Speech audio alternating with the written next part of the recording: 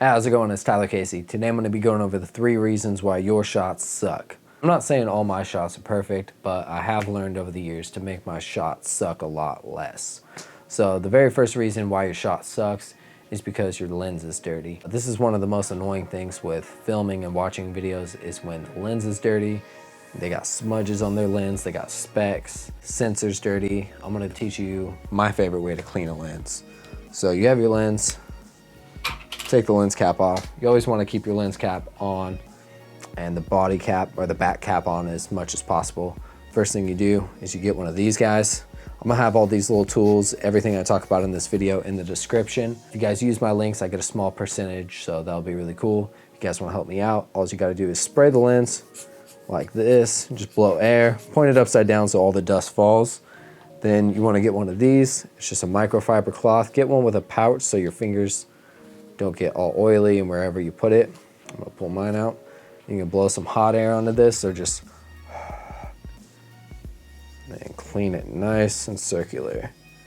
There you go. You don't need any type of spray. You don't need any of that. Just for lenses, this should be good. And do the same thing for the back. Just be very gentle with the lenses. Then right after that, you want to put both of your caps back on. You can do this for a Metabone speed booster too if you have one of those. If your sensor's dirty, I would go through your settings on your camera and find sensor cleaning. Do one of those. Try and rotate the camera different ways and see if it'll swipe it. If not, maybe take your camera to the camera shop or contact your manufacturer. Sometimes lenses do get dust or particles inside and you have to send them in. That's just part of owning a camera. All right, now that your lenses are clean, you're definitely gonna need some filters. Filters make your shots look really cool, do all sorts of stuff. The 2 types of filters I have here, first one is a polarizing filter, and this one is a neutral density filter. Let's go with the ND filter first. So it comes in these cool little cases, protect them.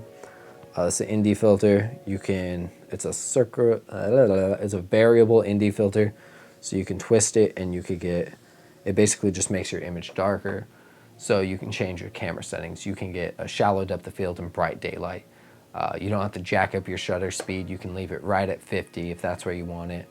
And you can make this to make your image darker. This is really to tone down your image, get exactly what you want in bright sunlight. This is the circular polarizer. This is really cool for car mount shots. When you twist it, it changes the reflections. I don't know exactly how it works, but I know it gives you a more contrasty image. So sometimes you get darker blue skies and you can change the reflection in windows and whatnot.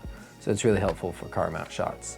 Both these are 77mm. You just gotta check what your lens is, but I suggest buying a 77mm or 78 and then just buying adapters on them to fit onto your other lenses.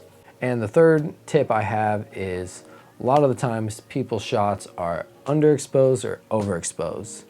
And this looks horrible. I'd rather have an underexposed image than an overexposed.